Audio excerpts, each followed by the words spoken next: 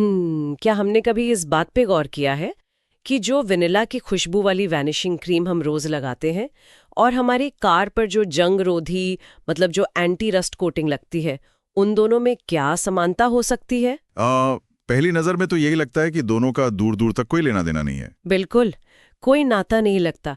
लेकिन अगर मैं कहूं कि दोनों के पीछे काम करने वाले वैज्ञानिक सिद्धांत लगभग एक जैसे ही हैं, तो कैसा लगेगा? हाँ, और यहीं पर आकर हमारा रसायन विज्ञान मतलब केमिस्ट्री और मानव शरीर विज्ञान आपस में टकराते हैं। देखिए, ये सिर्फ शीशे के सामने अच्छा दिखने का मामला नहीं है, इसके पीछे एक बहुत ही जटिल विज्ञान काम कर रहा है। सही कहा। तो चलिए आज के इस गहन अध्ययन में हम इसी विषय की पूरी गहराई में उतरते हैं। आज हम बी फार्मा 8वें सेमेस्टर के कॉस्मेटिक साइंस के उस विशाल सिलेबस को डिकोड करने जा रहे हैं जो अक्सर छात्रों को डरा देता है। हाँ, सिलेबस काफी बड़ा है इसका। बिल्कुल। और हमारा लक्ष्य केवल बोर्ड परीक्षाओं में आने वाले हाई यील्ड या जो सबसे ज्यादा अंक दिलाने वाले फॉर्मूले हैं, सिर्फ उनको रटना नहीं है। मतलब हमें ये समझना है कि हम रोजाना अपने शरीर पर जो भी केमिकल लगाते हैं वो असल में काम कैसे करते हैं। एकदम सही अप्रोच है। तो विज्ञान और सौंदर्य के इस रहस्य को खोलते हैं। सबसे पहले एक बुनियादी सवाल से शुरू करते हैं। हम बाजार जाते हैं, एक क्रीम उठाते हैं और खरीद लेते हैं, लेकिन वैज्ञानिक रूप से देखें तो कॉस्मेटिक्स और कॉस्मेस्यूटिकल्स के बीच एक बहुत बड़ी और स्पष्ट रेखा है ना? अब बहुत ही स्पष्ट रेखा है। और मैं बता दूं कि बोर्ड परीक्षाओं में ये सबसे आम तुलनात्मक सवाल या कंपैरिजन चार्ट के रूप में पूछा जाता है। कॉस्मेटिक्स शब्द जो है ना, वो ग्रीक शब्द कॉस्मोस से आया है। अच्छा। जिसका अर्थ ही व्यवस्था या सुंदरता होता है। तो तकनीकी रूप से अगर देखें तो कॉस्मेटिक्स ऐसे उत्पाद हैं जो केवल आपकी त्वचा की सतह पर काम करते हैं। मतलब वो सिर्फ सफाई करते हैं, खुशबू देते हैं या दिखावे को बेहतर बनाते हैं। जैसे हमारा फेयरनेस पाउडर हो गया या लिपस्टिक हो गई। बिल्कुल। या सामान्य बॉडी लोशन ले लीजिए, इनमें कोई भी सक्रिय औषधीय तत्व, मतलब जिसे हम एपीआई या एक्टिव फार्मास्यूटिकल इंग्रेडिएंट कहते हैं, वो नहीं होता। इनका शरीर की अंदरूनी कार्यप्रणाली पर कोई प्रभाव नहीं पड़ता। और यहीं पर मेरे ख्याल से कॉस्मेस्यूटिकल्स की एंट्री होती है। अगर मैं इसे उस कार वाली एनालॉजी से समझाऊं तो कॉस्मेटिक किसी कार पर बाहरी पेंट करने जैसा है। वो सिर्फ कार को चमकदार बनाता है। हाँ, एकदम सही। लेकिन कॉस्मेस्यूटिकल उस कार के चैसी पर एक एंटी रस्ट कोटिंग लगाने जैसा है। मतलब जो पेंट के नीचे जाकर लोहे को जंग लगने से रोकता है और कार की उम्र बढ़ाता है। वाह, ये एकदम सटीक एनालॉजी है। देखिए, कॉस्मेस्यूटिकल्स असल में कॉस्मेटिक्स और फार्मास्यूटिकल्स मतलब दवाओं का एक हाइब्रिड है। ये त्वचा की गहरी परतों में जाते हैं और उनका एक थेराप्यूटिक इफेक्ट या कहें कि चिकित्सीय प्रभाव होता है। कोई उदाहरण देकर समझाएंगे? हाँ, जैसे एक साधारण मॉइस्चराइजर ले लीजिए, वो कॉस्मेटिक है, लेकिन अगर हम उसमें रेटिनॉल मिला दें जो कोशिकाओं के बनने की प्रक्रिया को तेज करता है, तो वो एक कॉस्मेस्यूटिकल बन गया। ओहो। या फिर बालों के झड़ने के लिए जो मिनॉक्सिडिल इस्तेमाल होता है, वो सिर्फ बालों को अच्छा नहीं दिखाता, वो बाकायदा बालों के रोम या फॉलिकल्स में रक्त संचार को बदल देता है। तो ये बात तो साफ हो गई कि हम किस तरह के उत्पादों से डील कर रहे हैं। लेकिन अब बात करते हैं उस कैनवस की जिस पर ये सब लगाया जाता है, मतलब हमारी त्वचा। मैंने देखा है कि त्वचा की संरचना को समझे बिना कोई भी फॉर्मुलेशन समझना मुश्किल है। बिल्कुल असंभव है। त्वचा की एनाटॉमी को समझे बिना आप कॉस्मेटिक साइंस नहीं समझ सकते। हमारी त्वचा को एक किले की तरह सोचिए। इसकी 3 मुख्य दीवारें या परतें हैं। सबसे बाहरी परत है एपिडर्मिस। अच्छा। और दिलचस्प बात यह है कि इस पूरी परत में खून की कोई सप्लाई होती ही नहीं है। रुकिए, अगर एपिडर्मिस में रक्त का प्रवाह ही नहीं है तो वो जिंदा कैसे रहती है? मतलब उसे पोषण कहाँ से मिलता है? बहुत ही तार्किक सवाल है।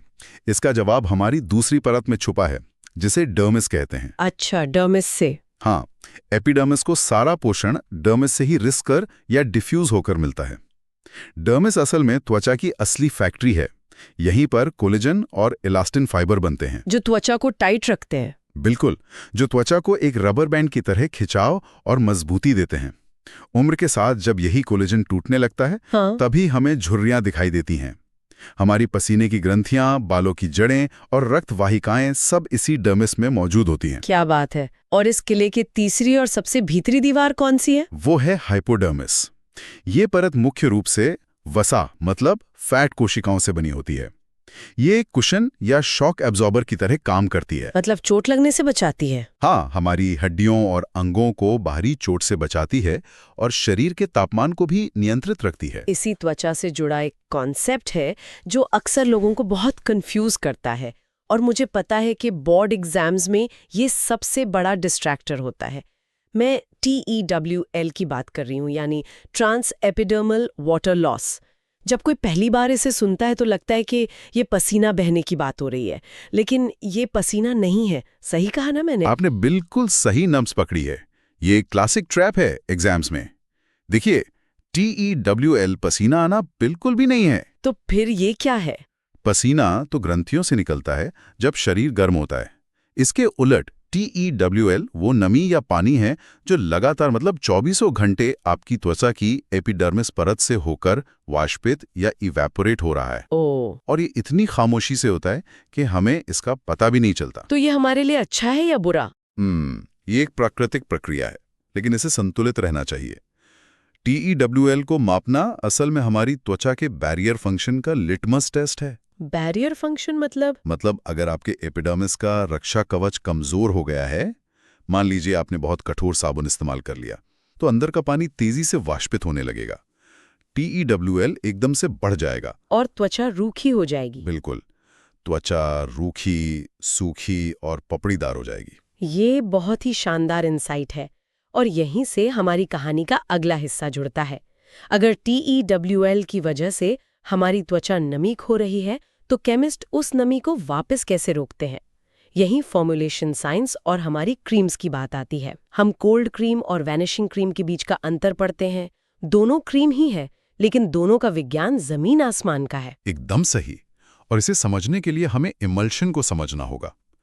तेल और पानी एक दूसरे के जानी दुश्मन है, वो कभी आपस में नहीं मिलते। हाँ, ये तो हम सब जानते हैं। फॉर्मुलेशन साइंस इन दोनों को एक साथ बांधने की ही कला है।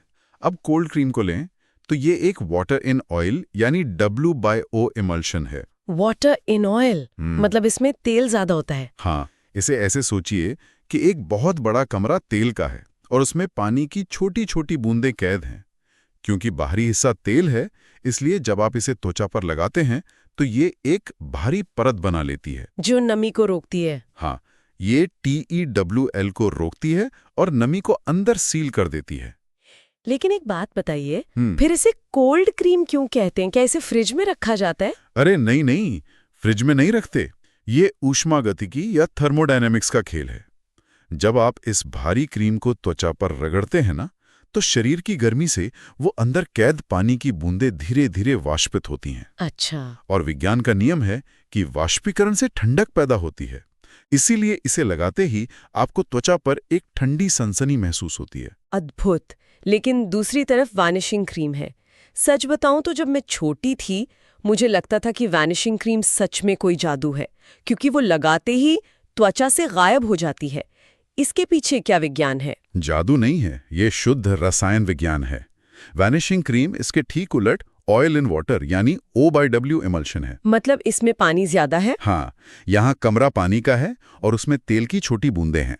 जब आप इसे लगाते हैं तो मुख्य रूप से पानी होने के कारण वो तुरंत वाष्पित हो जाता है। तब पीछे क्या बचता है? त्वचा पर कुछ तो रहता होगा। पीछे बचती है स्टेरिक एसिड की एक बेहद सूक्ष्म, पारदर्शी और लगभग अदृश्य परत। ये त्वचा पर कोई भारीपन या चिपचिपाहट नहीं छोड़ती। इसीलिए ये तुरंत गायब होती हुई लगती है। बिल्कुल, और इसीलिए महिलाओं के मेकअप से पहले फाउंडेशन बेस के रूप में ये सबसे बेहतरीन विकल्प है, क्योंकि ये त्वचा को मैट फिनिश देती है। तो क्रीम्स के जरिए हम ये नियंत्रित करते हैं कि त्वचा के अंदर क्या जा रहा है। अब बात करते हैं कि त्वचा से बाहर क्या आ रहा है, मतलब पसीना। यहाँ डिओड्रेंट और एंटीपर्स्पिरेंट का विषय आता है। ज्यादातर लोग तो इन्हें एक ही चीज समझते हैं और कोई भी एक उठा के लगा लेते हैं, लेकिन इनका काम करने का मैकेनिज्म तो पूरी तरह अलग है। ये एक बहुत बड़ी गलतफहमी है जिसे दूर करना बहुत जरूरी है। देखिए, डिओड्रेंट आपके पसीने को बिल्कुल नहीं रोकता। सच तो यह है कि ताजे पसीने में कोई गंध होती ही नहीं है। हाँ, मैंने भी ये सुना है। गंध बैक्टीरिया की वजह से आती है। एकदम सही। गंध तब आती है जब हमारी त्वचा पर मौजूद बैक्टीरिया उस पसीने को खाते हैं और उसे तोड़ते हैं। डिओड्रेंट में एंटीबैक्टीरियल एजेंट होते हैं जैसे ट्राइक्लोसान और अल्कोहल होता है। तो वो बैक्टीरिया को मारते हैं? हाँ, ये सिर्फ उन बैक्टीरिया को मारता है और अपनी तेज खुशबू से गंध को छिपा देता है। पसीना आना तो जारी रहता है। लेकिन एंटीपर्स्पिरेंट का फंडा बिल्कुल अलग है। वो तो पसीने को ही बाहर आने से रोक देता है ना? हाँ, और यही इसका मुख्य कार्य है। एंटीपर्स्पिरेंट में आमतौर पर एल्यूमिनियम सॉल्ट्स होते हैं, जैसे एल्यूमिनियम क्लोराइड। जब ये पसीने के संपर्क में आते हैं तो ये घुलकर एक जेल जैसा प्लग बना लेते हैं। प्लग बना लेते हैं? हाँ, ये प्लग आपकी पसीने की ग्रंथियों के मुहाने पर बैठ जाता है और उन्हें भौतिक रूप से ब्लॉक कर देता है, जिससे पानी बाहर आ ही नहीं पाता। एक मिनट, अगर हम पसीने की ग्रंथियों को ऐसे केमिकल प्लग से ब्लॉक कर देंगे तो क्या ये शरीर के लिए खतरनाक नहीं है? मतलब पसीना तो शरीर को ठंडा रखने के लिए जरूरी है ना? अगर पसीना वहां से नहीं निकलेगा तो कहाँ जाएगा? ये एक बहुत ही जायज और आम डर है, लेकिन इसमें चिंता की कोई बात नहीं है। पहली बात तो ये कि एंटीपर्स्पिरेंट हम सिर्फ शरीर के एक बहुत छोटे हिस्से पर लगाते हैं, जैसे अंडरआर्म्स। हाँ, पूरे शरीर पर तो नहीं लगाते। बिल्कुल, हमारे शरीर में लाखों पसीने की ग्रंथियां हैं। अगर अंडरआर्म्स की ग्रंथियां ब्लॉक हो भी जाएं, तो शरीर का तापमान नियंत्रण नहीं बिगड़ता। शरीर बाकी हिस्सों से पसीना निकालकर उसे संतुलित कर लेता है। और वो एल्यूमिनियम प्लग हमेशा के लिए नहीं रहता होगा? नहीं, जैसे ही मृत त्वचा कोशिकाएं झड़ती हैं, वो एल्यूमिनियम का प्लग भी स्वाभाविक रूप से निकल जाता है। ये जानकर राहत मिली। पसीने से लड़ लिए, अब लड़ते हैं सबसे बड़े बाहरी दुश्मन से। मेरा मतलब है सूरज। सनस्क्रीन का विज्ञान। यहाँ UVA और UVB किरणों को समझना बहुत जरूरी है। सूरज की पराबैंगनी किरणें त्वचा के लिए साइलेंट किलर हैं, और परीक्षाओं के लिए तो आपको इनकी वेवलेंथ और प्रभाव को एकदम सटीक रूप से याद रखना होगा। तो UVB से शुरू करते हैं। UVB किरणों की वेवलेंथ छोटी होती है, करीब 290 से 320 नैनोमीटर। ये केवल एपिडर्मिस तक पहुंच पाती हैं और इनकी ऊर्जा बहुत तेज होती है। यही किरणें आपकी त्वचा को जलाती हैं और सनबर्न का कारण बनती हैं। और UVA किरणें क्या करती हैं? UVA किरणों की वेवलेंथ लंबी होती है, 320 से 400 नैनोमीटर। ये त्वचा की गहराई में डर्मिस तक घुस जाती हैं। डर्मिस मतलब जहां कोलेजन होता है? बिल्कुल, वहां जाकर ये कोलेजन फाइबर को तोड़ना शुरू कर देती हैं, जिससे त्वचा अपना लचीलापन खो देती है और समय से पहले झुर्रियां पड़ने लगती हैं। इसको याद रखने का एक बहुत आसान सा निमोनिक है मेरे पास, जो बोर्ड एग्जाम्स में बहुत काम आता है। UVA में A का मतलब है एजिंग, मतलब बुढ़ापा, और UVB में B का मतलब है बर्निंग, मतलब जलना या सनबर्न। वाह, ये बहुत ही अच्छा तरीका है याद रखने का। तो सनस्क्रीन इन किरणों को कैसे रोकती है? मैंने सुना है कि फिजिकल और केमिकल सनस्क्रीन अलग-अलग तरीके से काम करते हैं। हाँ, दोनों का तरीका अलग है। इससे ऐसे समझिए कि फिजिकल सनस्क्रीन, जिसमें जिंक ऑक्साइड या टाइटेनियम डाइऑक्साइड होता है, वो एक आईने या ढाल की तरह काम करती है। मतलब वो किरणों को रिफ्लेक्ट करती है। बिल्कुल, ये त्वचा के ऊपर बैठ जाती है और सूरज की किरणों को टकराकर वापस रिफ्लेक्ट कर देती है। और केमिकल सनस्क्रीन कैसे काम करती है? केमिकल सनस्क्रीन जैसे कि ऑक्टिनोक्सेट या एवोबेंजोन, ये एक स्पंज की तरह काम करती है। ये त्वचा में अवशोषित हो जाती है। जब UV किरणें इस पर पड़ती हैं तो ये केमिकल उन खतरनाक किरणों को सोख लेता है। और फिर उनका क्या करता है? फिर एक केमिकल रिएक्शन के जरिए वो उन्हें गर्मी या हीट में बदलकर शरीर से बाहर निकाल देता है। अच्छा, और हम जो सनस्क्रीन पर SPF यानी सन प्रोटेक्शन फैक्टर देखते हैं, वो कैसे नापा जाता है? क्योंकि ये बहुत बड़ा दावा है कि कोई क्रीम आपको सूरज से बचा लेगी। SPF मुख्य रूप से UVB किरणों से सुरक्षा को मापता है। इसे मापने के दो वैज्ञानिक तरीके हैं, एक है इन वीवो और दूसरा है in vitro. In vivo testing कैसे होती है? इन वीवो टेस्टिंग में हम जीवित मानव स्वयंसेवकों की त्वचा के एक छोटे हिस्से पर सनस्क्रीन लगाते हैं और फिर देखते हैं कि उस त्वचा को लाल होने में कितना अतिरिक्त समय लगता है। ये एक सीधा क्लिनिकल टेस्ट है। और इन विट्रो, इसमें तो इंसानों की जरूरत नहीं होती होगी? हाँ, इसमें इंसानों की जरूरत नहीं है। इन विट्रो लैब में किया जाता है। इसमें हम पारदर्शी क्वार्ट्ज की प्लेट्स पर सनस्क्रीन की एक तय मात्रा लगाते हैं, फिर उस प्लेट के पार स्पेक्ट्रोफोटोमीटर मशीन से UV किरणें गुजारी जाती हैं। तो मशीन ये देखती है कि कितनी किरणें पार हुई? एकदम सही। मशीन नापती है कि सनस्क्रीन की परत ने कितनी किरणों को सोखा और कितनी को आर पार जाने दिया। इससे हमें एक बहुत ही सटीक मैथमेटिकल SPF वैल्यू मिल जाती है। कमाल है। हमने त्वचा और उस पर लगने वाले उत्पादों की काफी बात कर ली, लेकिन शरीर के कुछ हिस्से ऐसे हैं जिनका अपना ही एक बायोलॉजिकल टाइमर होता है, जैसे हमारे बाल।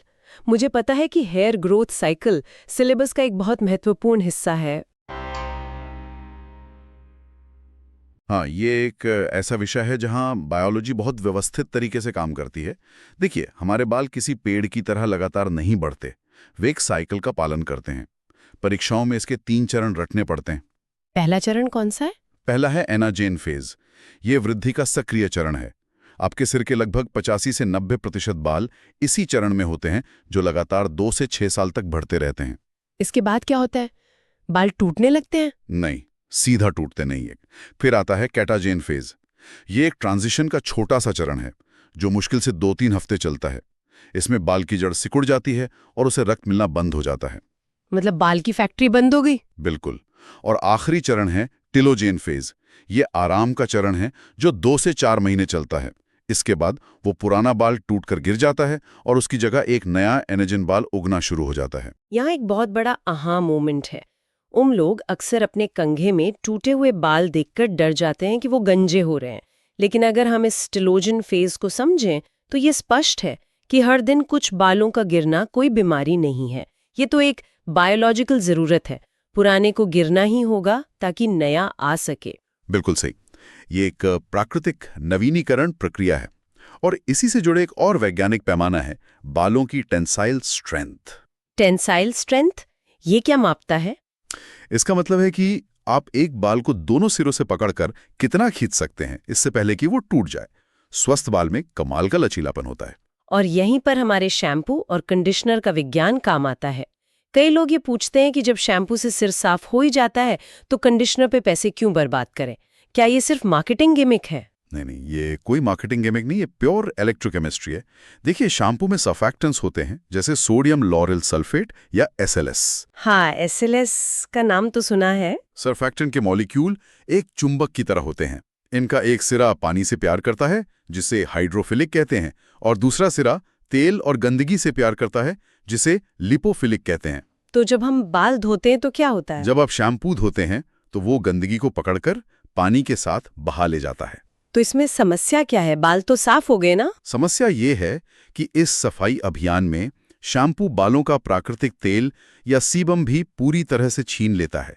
और सबसे बड़ी बात, शैम्पू बालों पर एक नेगेटिव चार्ज छोड़ जाता है। Negative charge? हाँ, और विज्ञान कहता है कि समान चार्ज एक दूसरे को धकेलते हैं। इसलिए बाल के बाहरी छिलके या क्यूटिकल्स खड़े हो जाते हैं और बाल आपस में रगड़ खाकर उलझने लगते हैं, जिसे हम फ्रिज कहते हैं। ओह। तो कंडीशनर यहाँ एक न्यूट्रलाइजर की भूमिका निभाता है। बिल्कुल सही पकड़ें। कंडीशनर में कटायनिक तत्व होते हैं जिन पर पॉजिटिव चार्ज होता है।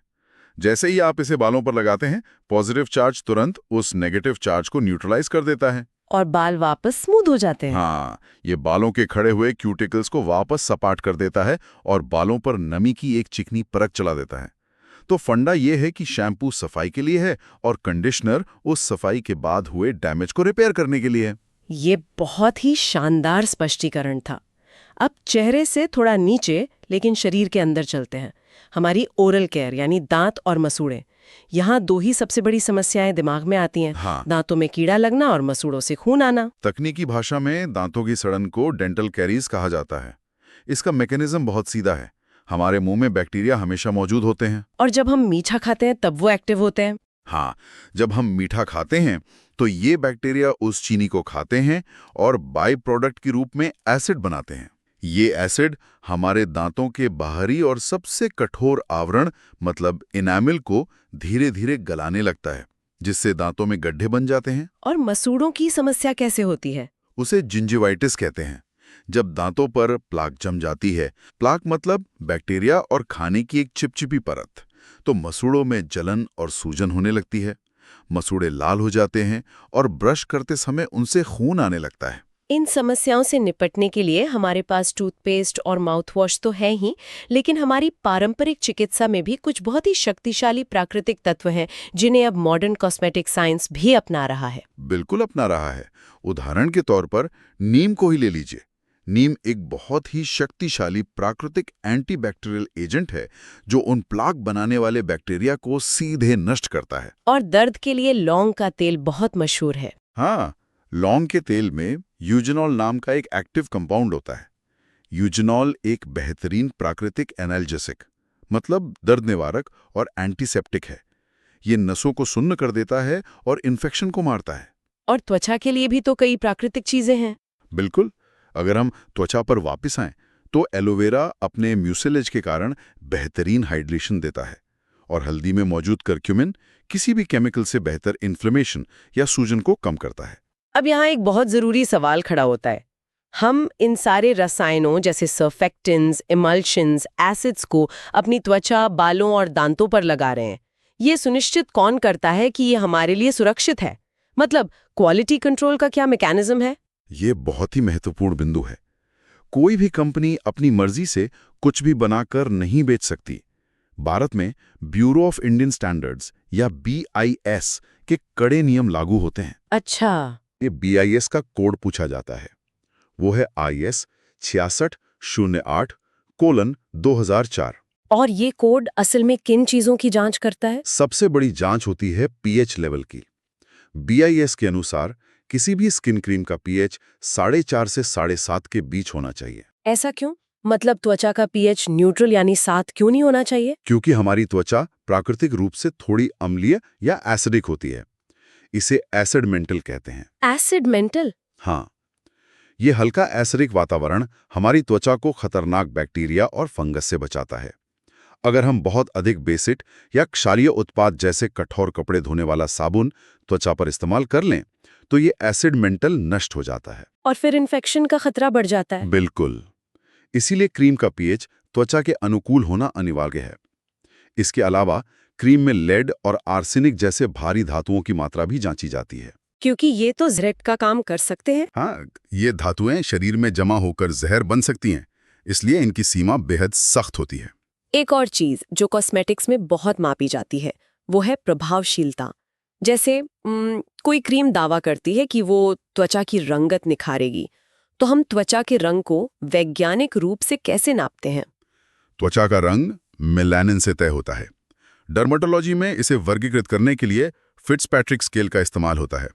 ये कैसे काम करता है? ये टाइप 1 से लेके टाइप 6 तक होता है। टाइप 1 एकदम पीली या सफेद त्वचा है जो सूरज में हमेशा जल जाती है लेकिन कभी टैन नहीं होती। और टाइप 6? टाइप 6 सबसे गहरे रंग की त्वचा है जो कभी नहीं जलती और हमेशा टैन होती है। लेकिन अगर कोई कंपनी रिसर्च कर रही है तो वो इंसानी आंखों पर भरोसा तो नहीं कर सकती ना? आंखें तो धोखा खा सकती हैं या इंसान पक्षपाती हो सकता है कि हाँ क्रीम काम कर रही है। बिल्कुल, पुराने जमाने में यही होता था, लोग बस देखकर अंदाजा लगाते थे। लेकिन अब हम विज्ञान और मशीनों का इस्तेमाल करते हैं जो ह्यूमन बायस को खत्म कर देती हैं। कौन सी मशीनें? इसके लिए कोलोरीमीटर का उपयोग होता है, लेकिन जो मशीन सबसे ज्यादा दिलचस्प है वो है मैग्जामीटर। ये मैग्जामीटर कैसे काम करता है? ये मशीन एक विशिष्ट वेवलेंथ की लाइट त्वचा पर डालती है और ये मापती है कि कितनी लाइट वापस रिफ्लेक्ट होके आई। अच्छा। ये सीधे तौर पर त्वचा में मेलानिन अणुओं और हीमोग्लोबिन की सटीक गिनती कर लेती है। तो अगर किसी ने फेयरनेस क्रीम लगाई है तो ये मशीन मैथमेटिकल रूप से बता देगी कि मेलानिन में 5% या 10% की गिरावट आई है या नहीं। मतलब ये सुंदरता को एक ऑब्जेक्टिव डेटा में बदल देती है। क्या बात है। और अब हम इस गहन अध्ययन के अंतिम हिस्से की ओर बढ़ते हैं, जब चीजें गलत हो जाती हैं, यानी स्किन पैथोलॉजी। यहाँ 2 शब्द हैं जिन्हें लोग अक्सर एक ही बीमारी समझकर एक दूसरे की जगह इस्तेमाल करते हैं। मुहासे मतलब एक्ने और दाग धब्बे यानी ब्लेमिशेस। इन दोनों का वैज्ञानिक अंतर समझना बहुत जरूरी है। ये क्लिनिकल दृष्टिकोण से सबसे बड़ी भूल है। एक्ने या मुहासा एक एक्टिव बीमारी है। इसे एक सक्रिय ज्वालामुखी की तरह सोचिए। ज्वालामुखी? हाँ, ये तब होता है जब आपकी त्वचा के रोम छिद्र अतिरिक्त सीबम, मृत त्वचा कोशिकाओं और बैक्टीरिया से पूरी तरह ब्लॉक हो जाते हैं। वहां अंदर इन्फेक्शन होता है, सूजन होती है, लालिमा होती है और दर्द होता है। और ब्लेमिशेस क्या होते हैं? ब्लेमिशेस उस ज्वालामुखी के शांत होने के बाद बचा हुआ गड्ढा या निशान है। ये कोई बीमारी नहीं है।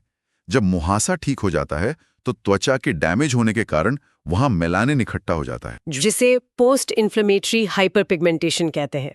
बिल्कुल PIH। ये सिर्फ एक डार्क स्पॉट है। तो इसका मतलब है कि अगर मेरे चेहरे पर सिर्फ दाग हैं और मैं मुहासों वाली एंटीबैक्टीरियल या सैलिसिलिक एसिड क्रीम लगा रही हूं तो मैं अपना ही नुकसान कर रही हूं। हाँ बिल्कुल, आप बिना बात के अपनी त्वचा को रूखा कर रही हैं। मुहासों को रोकने के लिए आपको सीबम कंट्रोल और एंटीबैक्टीरियल चीजें चाहिए। और दाग धब्बों के लिए? दाग धब्बों को हटाने के लिए आपको सेल टर्नओवर बढ़ाने वाले या स्किन लाइटनिंग उत्पादों की जरूरत होती है, जैसे विटामिन सी या नियासिनामाइड। समझ गई। दो और छोटी लेकिन बहुत परेशान करने वाली समस्याएं हैं जो एग्जाम्स में शॉर्ट नोट्स के रूप में पूछी जाती हैं, डैंड्रफ और प्रिकली हीट। डैंड्रफ सिर्फ सूखी त्वचा का झड़ना नहीं है, ये अक्सर मेलासेजिया नाम के एक फंगस या यीस्ट के अत्यधिक बढ़ जाने के कारण होता है। ये यीस्ट आपके सिर के तेल को खाता है और त्वचा में खुजली पैदा करता है। और गर्मियों की सबसे बड़ी आफत प्रिकली हीट, जिसे हम घमौरियां भी कहते हैं। हाँ, मेडिकल भाषा में इसे मिलियारिया कहते हैं। हमने पहले बात की थी ना कि एंटीपर्स्पिरेंट पसीने की नलियों को जानबूझकर ब्लॉक करते हैं। हाँ। प्रिकली हीट तब होता है जब शरीर की अत्यधिक गर्मी और घर्षण के कारण ये पसीने की नलियां प्राकृतिक रूप से ब्लॉक हो जाती हैं। पसीना बन तो रहा है लेकिन बाहर नहीं निकल पा रहा, तो वो अंदर ही रहता है। हाँ, वो त्वचा के अंदर ही फट जाता है, जिससे लाल, चुभने वाले और खुजलीदार दाने निकल आते हैं। इसका सबसे अच्छा इलाज कोई केमिकल नहीं, बल्कि त्वचा को ठंडा रखना और हवादार कपड़े पहनना है। तो अगर हम आज की इस पूरी चर्चा को समेटें तो हमने क्या सीखा? हमने एपिडर्मिस के मृत किले से लेकर डर्मिस की फैक्ट्री तक का सफर किया। बिल्कुल। हमने देखा कि कैसे इमल्शन पानी और तेल की दुश्मनी को खत्म करते हैं। बिल्कुल। हमने पसीने के प्लग, सर्फैक्टेंट्स के चुंबकीय चार्ज और BIS के अम्लीय मानकों को डिकोड किया। ये सब साबित करता है कि कॉस्मेटिक साइंस का ये सिलेबस सिर्फ परीक्षाओं में रटने के लिए नहीं है। हाँ, ये हमारी रोजमर्रा की जिंदगी का विज्ञान है। बिल्कुल। आप सुबह उठकर जो टूथपेस्ट इस्तेमाल करते हैं, दोपहर में जो सनस्क्रीन लगाते हैं और रात में जो कंडीशनर इस्तेमाल करते हैं, उन सब के पीछे कितनी सटीक केमिस्ट्री काम कर रही है। एकदम सही बात है। और अगर हम इन सभी बिंदुओं को एक बड़े परिदृश्य में जोड़कर देखें तो एक बहुत ही दिलचस्प और शायद थोड़ी डराने वाली तस्वीर उभर कर सामने आती है। डराने वाली तस्वीर? वो कैसे? हमने शुरुआत में कॉस्मेटिक्स और कॉस्मेस्यूटिकल्स के बीच की लाइन की बात की थी। जैसे जैसे नैनो टेक्नोलॉजी और मॉलिक्यूलर बायोलॉजी तरक्की कर रही है, सुंदरता और चिकित्सा के बीच की ये विभाजक रेखा बहुत तेजी से धुंधली होती जा रही है। अच्छा। सोचकर देखिए, आज हम सतह पर लगाने के लिए रेटिनॉल इस्तेमाल कर रहे हैं। कल शायद हम ऐसे पेप्टाइड्स डिजाइन कर लेंगे जो सीधे हमारे DNA से बात करेंगे और कोशिकाओं को बूढ़ा होने से रोक देंगे। वाह। तो सोचने वाली बात यह है कि क्या भविष्य में हम एक ऐसे दौर में पहुंच जाएंगे जहां हमारी बाथरूम कैबिनेट में रखी हर आम कॉस्मेटिक क्रीम मूल रूप से एक प्रिस्क्रिप्शन दवा बन जाएगी? एक ऐसा उत्पाद जो न सिर्फ हमें बाहर से अच्छा दिखाएगा, बल्कि सेल्यूलर स्तर पर जाकर हमारे शरीर की पूरी बायोलॉजिकल कार्यप्रणाली को ही हैक कर लेगा। ये सच में एक झकझोर देने वाला विचार है। हम कॉस्मेटिक्स को सिर्फ एक सतह की चीज मानते आए हैं, लेकिन विज्ञान का ये सफर हमें सीधे हमारी ही बायोलॉजी की गहराइयों में ले जा रहा है। अगली बार जब भी हम अपनी स्किन क्रीम का ढक्कन खोलें तो जरूर सोचें कि हम असल में किस चीज को अपनी त्वचा के अंदर भेज रहे हैं। इसी विचार के साथ हम आज की इस विस्तृत चर्चा को यहीं विराम देते हैं। विज्ञान के इस अद्भुत सफर में हमारे साथ बने रहने के लिए शुक्रिया।